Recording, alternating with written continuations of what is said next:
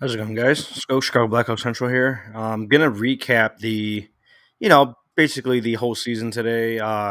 Just go over record lineups, what went right, what went wrong, right. Lots to get into.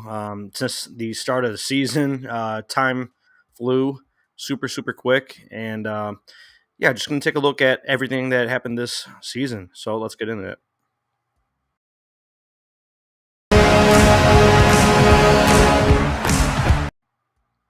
Yeah, so we're back just to review the season here. It took a few days off after the final Hawks game against the LA Kings in overtime, right? That overtime loss seems like forever ago, but the Hawks had their exit interviews. Don't have to get into everything from the interviews, but a few things that really stuck out to me were.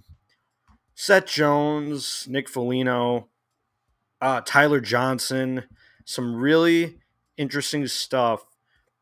Let's see if I could pull it up here from the interview, the exit interviews, right? From the reporters on scene, right? Um, at the UC or possibly at the Fifth Third Arena. Don't know where they held those.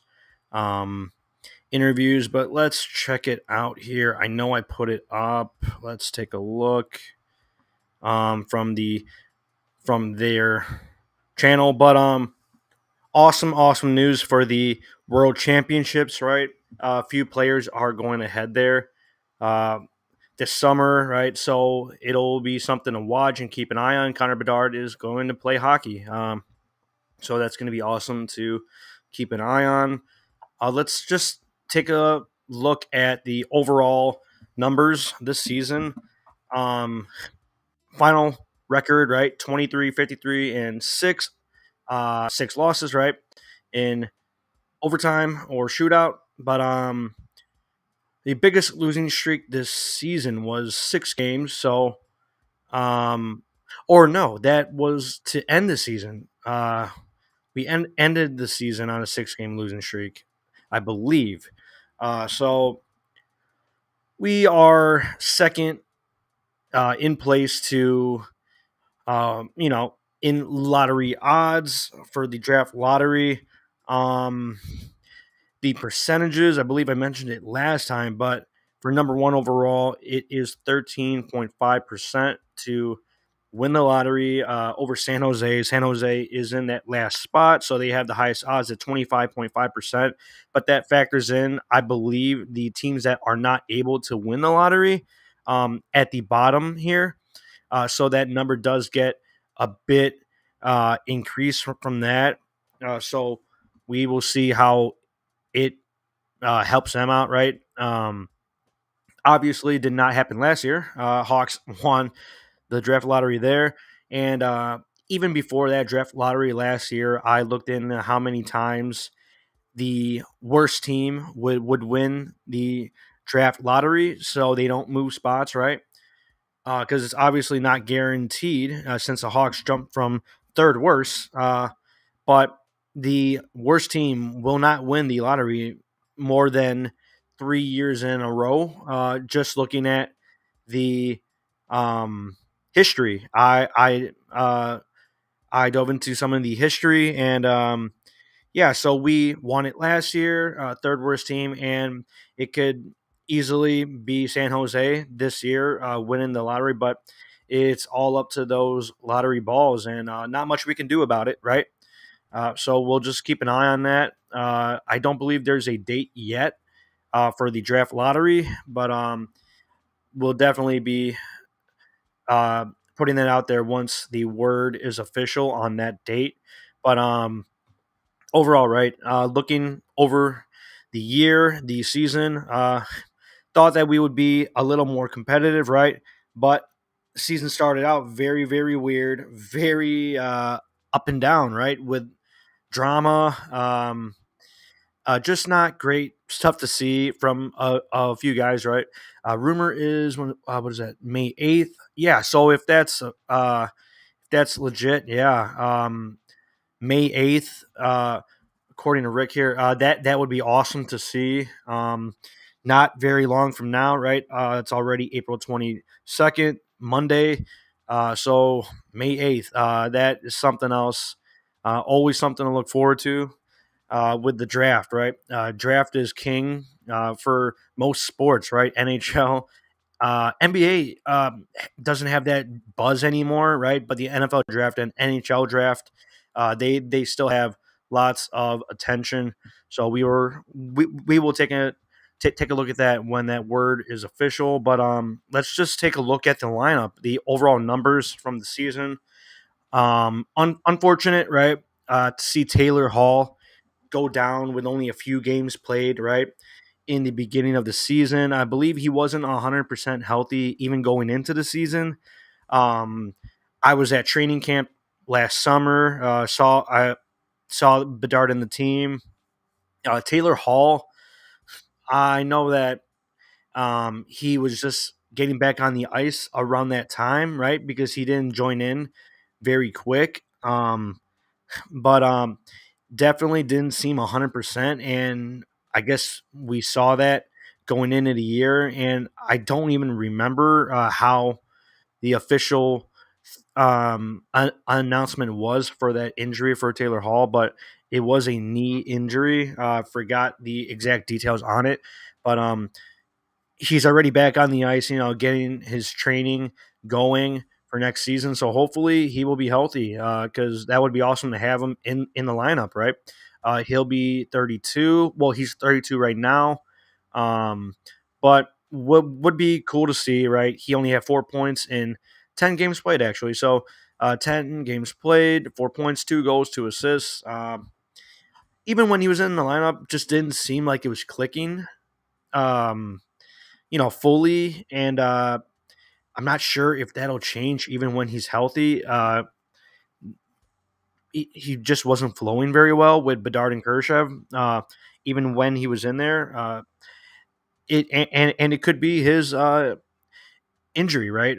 But yeah. So we will see how the line shake out.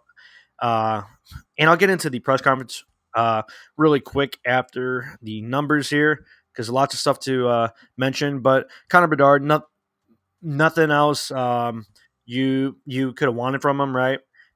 Unfortunate. He missed those 13, 14 games, right, with the broken jaw, and I pretty much uh, pretty much called it as soon as he went down when he started grabbing his jaw there immediately. So it was immediate pain. He knew exactly what happened the second he got hit. So I knew he was going to be out because I had a similar injury, and that is the same reaction you're going to have when something's broken. You are going to feel it. And that was not just a dislocation. So not great, but that he missed those 14 games, right? Would have, I believe, the numbers would have had him a little more inflated, right? Around the 70-point total. Even in his 68 games, 61 total points, 22 goals, 39 assists. Would have loved to see him crack like 25, nearing 30 goals this season, right? But the situation was the worst that you can have, and he still shined through all of that. It's unbelievable. 61 points in 68 games. That's a true game changer, right? That's a game changing player for our team and the face of the franchise, right? Point 0.9 points per game. So almost near that point per game pace. He's an absolute monster out there. And when he gets a little more talent around him, a little more help, he has only proved in this rookie year that he is the guy, and he is legit goal scorer, legit facilitator. His skating, he is going to work on this offseason. He mentioned at his exit interview. So awesome to see what his game's going to look like going into next year. And take a look at him during the world championships, right? But Philip Kershev, awesome year. The year that we wanted Lucas Reichel to have, right? 75 games played, 54 points, 18 goals, 36 assists. Awesome for Philip Kurashev here. We'll see how the contract shakes out for him, but awesome year from him. His shot is underrated. Love his one timer on the power play. He had a few of those this year, and just awesome plays from him with Connor Bedard. That's an awesome, um, awesome line mate, right? And I expect him to improve. He's still young, right? 24 years old. So we will see how that goes. But yeah, with this year's Tampa pick, it looks like it'll be the 20th overall. I'd imagine when the Hawks made the Hagel trade, they figured both those first rounders would be the very back of the draft. Yeah, and I agree. They knew that the Lightning were going to be a playoff contender still, right? Still getting into the playoffs. So we will see how that draft pick shakes out. Looking at the 20th, yeah, so it will be the 20th pick overall, and the skill, at that point is still a great spot to be at. There's a lot of guys that we could take a look at, and Andrew Basha, Michael Haig from the Chicago Steel, right? A few guys that are really interesting to see. Yeah, getting 19 and 20, I think that's a huge win for the Hawks. Yeah, that would be awesome to see for this year. And maybe they move up, maybe they move down. I highly doubt it. I think we're going to stick and pick, like we did last year with Oliver Moore. But Kyle Davidson was very aggressive last year in the draft, and he was saying that he was going to move up for Oliver Moore, but thankfully he fell down to us. So that's awesome to see. Let's take a look at the rest of the lineup here. Nick Foligno, overall season, 74 games played, 37 points, 17 goals, 20 assists. So he actually contributed a little more than I would have expected him to do on the ice. And off the ice is the bigger part of the season for him, right? He is such a big leader for us and the captain in the locker room, right? But the captain without the C. And we'll see how the captain situation shakes out. I'm not sure how that's going to go. But we could get into that topic into the summer here. Jason Dickinson, awesome year from him. He gets extended, right, as well. 82 games played, so did not miss a game this season. 35 points, 22 goals, 13 assists. Would have liked to see those assist numbers a little higher, right? But he put up 20 plus goals this season with us, and that's awesome to see. Someone that is a very interesting and impressed me this year was Joey Anderson coming up from Rockford, right? When we got all those injuries and the Corey Perry situation, uh, and he was, terminated. We terminated that contract, but yeah. So guys had to plug in the lineup here, and awesome to see Joey Anderson get in the lineup. 25 years old, 55 games played, 17 points, 5 goals, 12 assists. But he plays very well in that bottom six. Has a little bit of skill that I think people sleep on, but he has a nice saucer pass. We've seen a couple times here, and I think he plays very well in that bottom six role.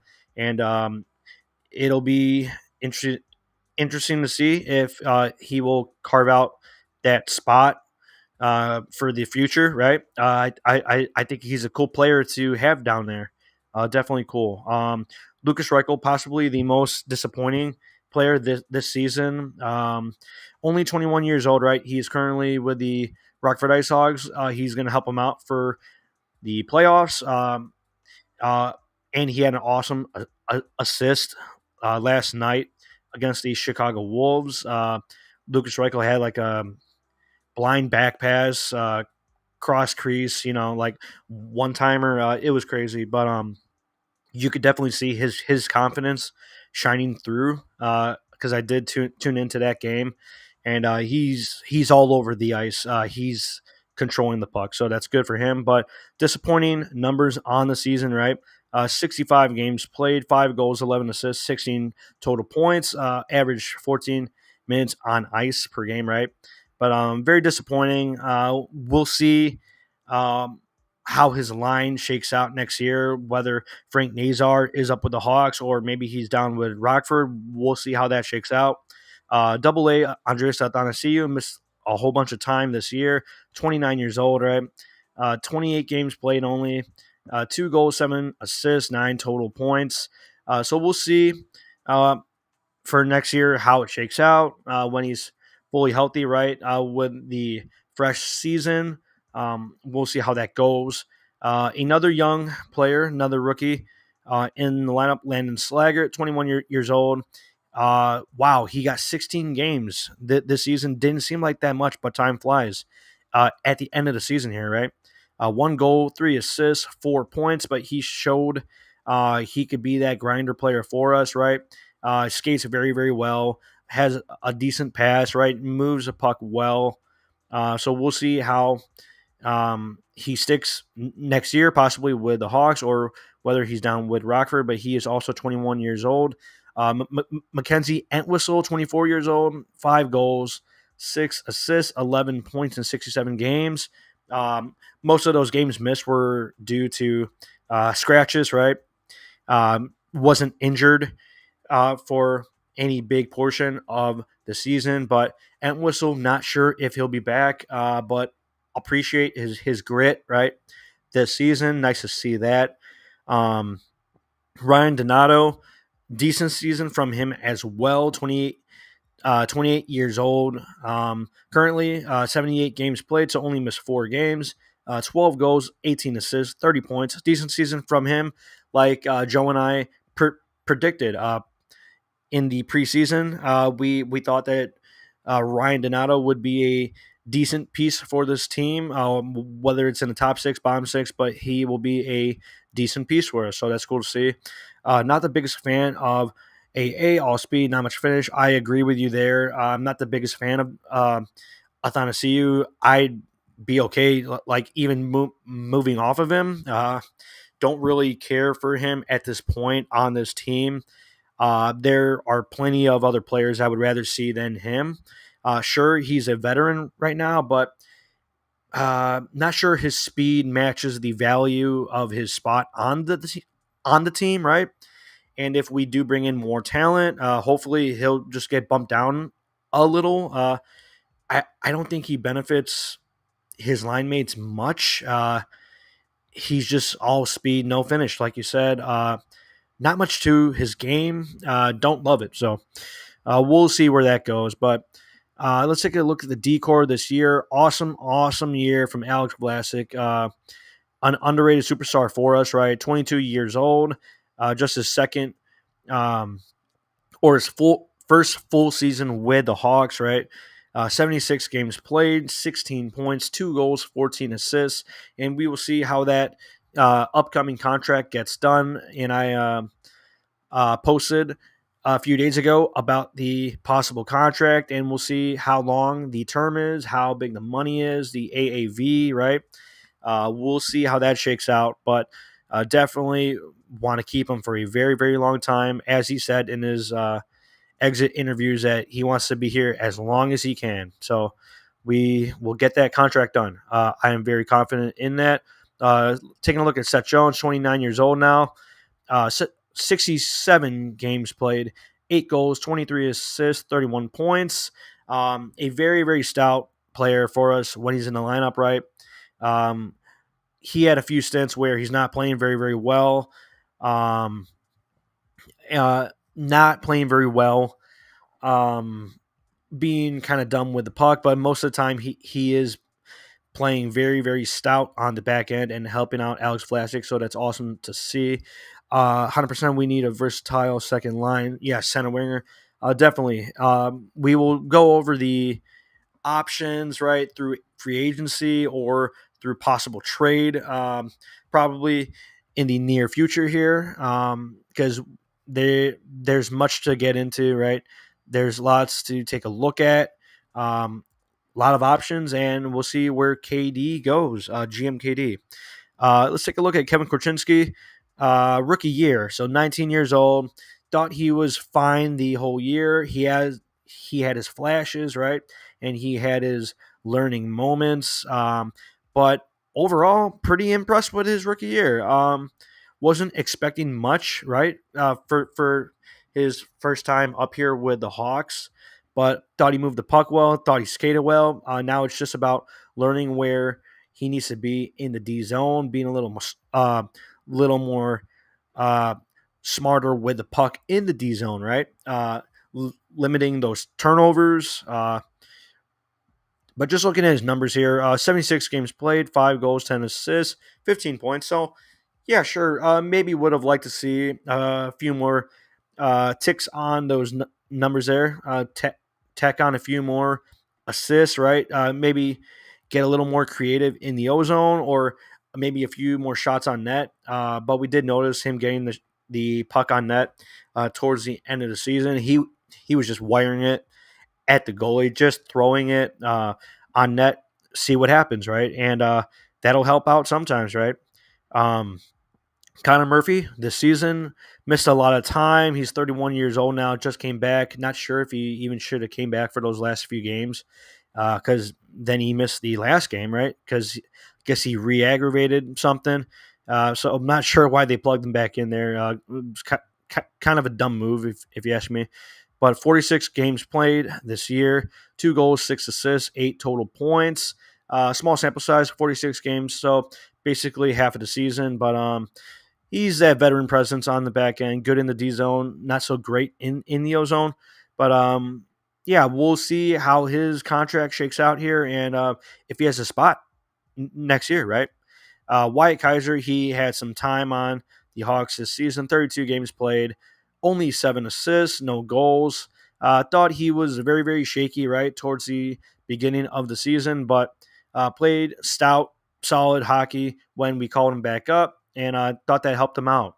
Louis Crevier got some time as well, 22 years old, no goals, 3 assists, 24 games played, so played a good handful of games this year, 20 plus games for Louis Crevier, and he's doing very well with the Rockford Ice Hogs, helping out for the playoffs, right? I believe they will be the second or third seed. I believe the third seed. So that'll be cool to see the prospects get some more run, right? With Lardis, Doc, Reichel, and all of them, Del Mastro, Martin Misiak is currently with the Ice Hogs. They got their debut last night against the Chicago Wolves, but that's awesome to see. So we will get into that down the line here. But Peter Mrazek, MVP of the season, right? Other than Bedard, the MVP in net. He's 32 years old now. He played 56 games this season, so that's a pretty big workload, right? 3.05 average goals allowed, but 0.907 save percentage. That's awesome to see from Peter Mrazek this year with an 18-31 win-loss record. He is the MVP, just making all the saves that he has to and all the saves that took an extra effort. He was sen- sensational this season for the second worst team in the NHL. That's awesome to see Peter Mrazek perform that well. Without injury, did not miss a game with injury this year. He was fully healthy, and that was pretty impressive to see a healthy Peter Mrazek. That's awesome for him. Arvid Soderblom, someone that we thought would have a better season, right? Uh, Based on the stint that he had last year, he did not have that type of season this year. 24 years old, 32 games played, 3.92 average goals allowed, right? Not great at all. 0.879 save percentage, 5-22 record. Like I said before a little while ago, I'm not too concerned about his situation. I mean, we didn't invest any draft capital in him. He was not a draft pick. He was signed, right, from overseas in Sweden. I'm not too worried about his situation. If he's gone, good. If he's back, I don't love it, right? I don't see a whole bunch of potential there anymore. And I'm not too concerned about keeping him around or anything like that. If he's gone, then that's fine, right? Then we'll figure out the backup goalie situation another way. And Hawks have always figured out the goaltending. It's a weird thing, but we've always found goalies that just play it out and perform well at times, right? Uh, let's take a look at Taylor Radish. Not a great year for him. Not sure if he'll be back this year. 73 games played. Point total, I cannot find for some reason. I believe 5-9. So 5 goals, 9 assists, 14 points.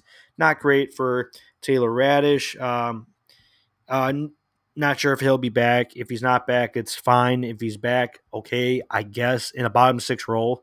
So we'll see how that shakes out. Reese Johnson, he played his role, right? 2 goals, 3 assists, 5 points in 42 games played. He missed some time at the end there with with concussion issues. So hopefully he fixes that. Not sure if he'll be back, right, with the team for next year, but hope he's doing well because concussions are a serious thing. Yeah, might be time to move on from Taylor Radish. Think he went from 20 goals to 5 goals. Yeah, so he did have a 20-goal season last year. Getting some time with Tays on his line, right? Playing with a few other guys, Kane at times, Max Domi. But we will see how their situations shake out. If he's back, okay, don't love it. If he's gone, then good. Let's find a way to upgrade those positions now. Like GM KD in his exit interview said, he wants to get more competitive and he wants a drastic change. Right? He does not want to see us finish in this bottom three like this for next year. So there will be expectations for next season, and that's good to see because I think the players need some pressure to perform now.